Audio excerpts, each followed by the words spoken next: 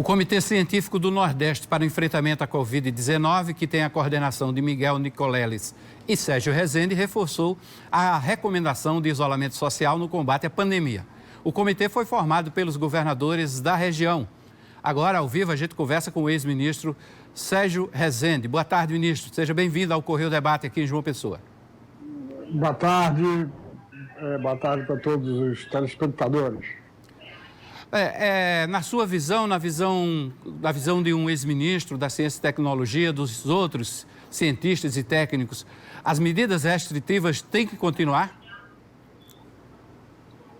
Essa foi a primeira recomendação do nosso boletim número 1, que enviamos para os governadores na semana passada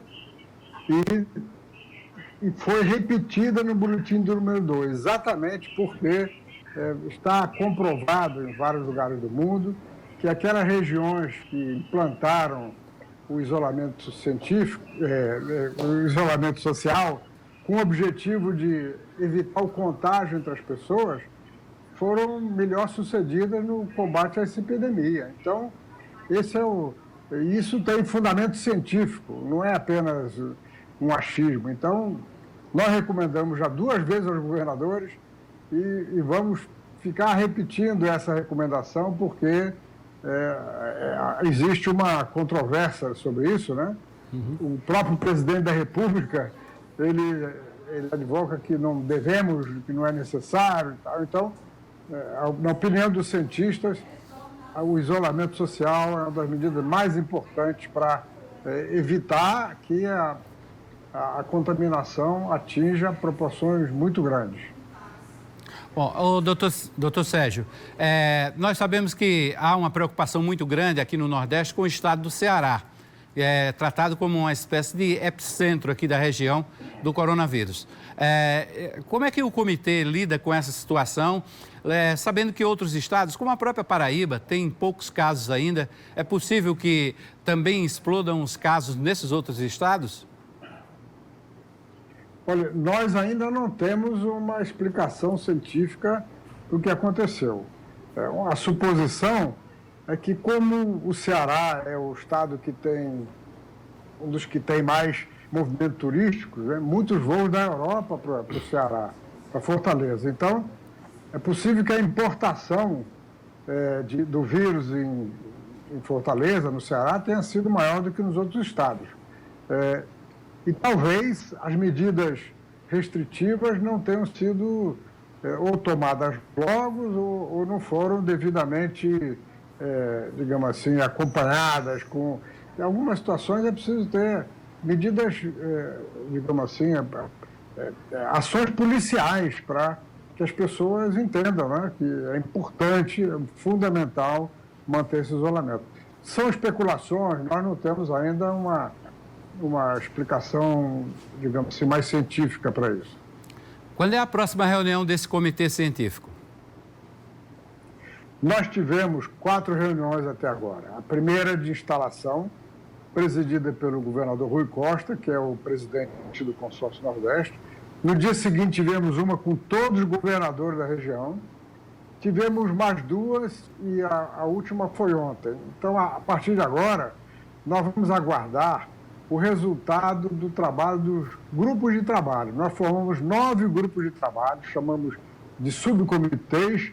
Eles estão se reunindo hoje, amanhã também. Então, não sabemos se a próxima reunião conjunta será ou hoje, terça-feira, aliás, hoje não será, ou quarta-feira ou quinta-feira.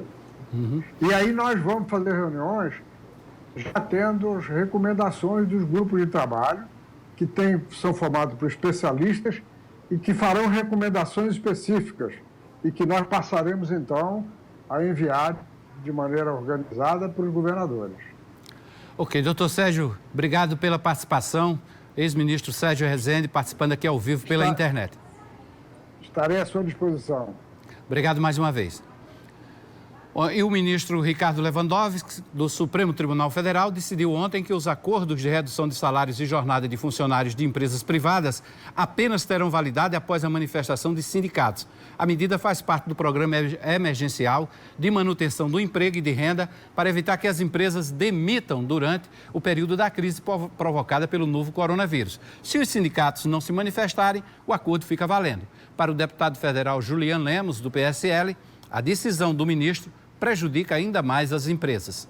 O Congresso Nacional correu, se apressou para votar uma medida provisória do presidente Jair Bolsonaro, a medida 936, que era flexibilizar as leis trabalhistas para que evitasse uma demissão em massa, até porque o empresariado não consegue ficar 1 mês, 2, 3, segurar o empregado sem receita. E da mesma forma seria uma tragédia o empregado perder o seu emprego. Então, pois bem, corremos contra o tempo. Em uma ação conjunta do Congresso Nacional com o presidente, chegamos a esse resultado. Pois bem, em uma decisão monocrática, o ministro Lewandowski, Supremo, para variar, concede um liminar a uma ação do Partido Rede Sustentabilidade. Enfim, o empresariado que já vinha sufocado, correndo contra o tempo, eu parlamentar, recebi vários contatos de empresários desesperados, sem saber o que fazer, tem uma surpresa dessa, contando com isso para evitar demissões. Enfim, o empresário tem feito a sua parte, o empregado também, mas chegou-se a um limite desse. É preciso que o Congresso Nacional tome uma decisão de resolver isso, porque não é possível que todo o Congresso Nacional, juntando todos, quase 600 homens, decidem algo junto com o presidente da República e um ser humano só, um ministro, de forma unilateral, toma uma decisão e bota isso abaixo.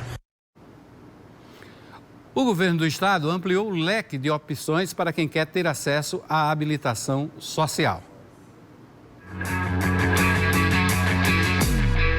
A lei prevê que cada programa habitacional do governo do estado reserve pelo menos uma unidade de habitação para famílias que tenham algum membro com microcefalia.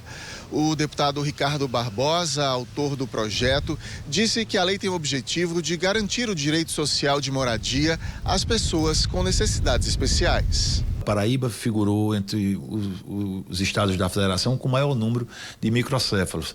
E quase que a regra, ou a quase totalidade dessas ocorrências dizem respeito a famílias de baixa renda. Algum outro caso não, mas grande parte sim. E essas pessoas já se sacrificam imensamente para os tratamentos, para os cuidados que são exigidos para crianças que nascem com microcefalia. Nós, então, atentamos para o fato de que propor uma lei, elaborar um projeto que se transformou em lei, objetivando que a cada programa social do governo de habitação popular, desde que haja a solicitação da demanda, fique assegurada, independente dos outros critérios de sorteio, de ordem de inscrição, se houver 1, 2, 3, quantos casos hajam naquela localidade, ou que para lá corram pessoas que morem na cidade e que têm aí, elas se habilitam, se inscrevem na CEAP e estará assegurada por lei, através da lei 11.552 de nossa autoria, sancionada pelo governador João Azevedo, estará assegurada uma unidade habitacional para aquela família que tem um ente portador de microcefalia. Acaba sendo um suporte a mais, como o senhor falou, essas famílias já fazem esforços tremendos para dar conta dessa situação, né? Perfeito, a lei objetivou alcançar exatamente isso, né? Porque quem, por exemplo, se houver um caso de pessoa de renda elevada, de classe média A, B ou C, essas pessoas não irão procurar casa popular, até porque já tem as suas casas, né? Já tem os seus imóveis constantes da sua estrutura patrimonial.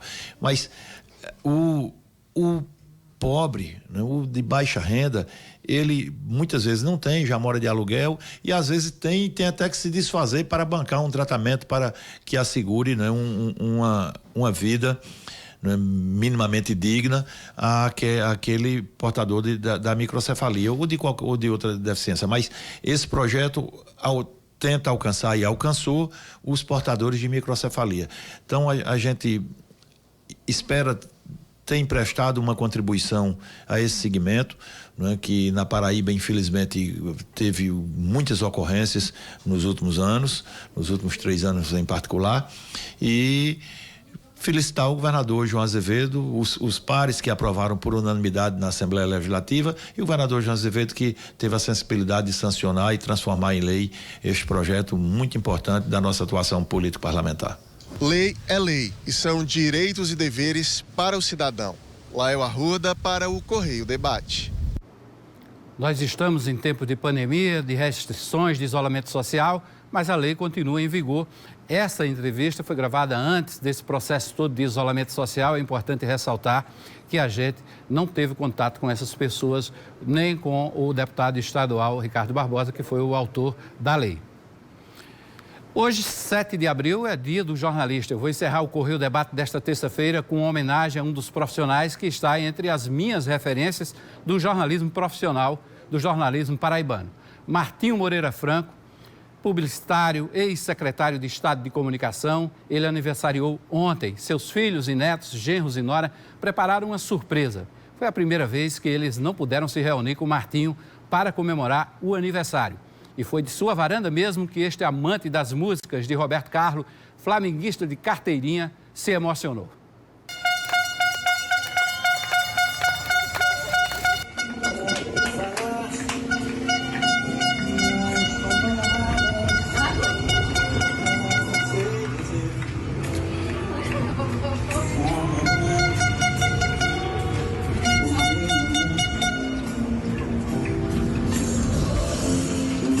Obrigado!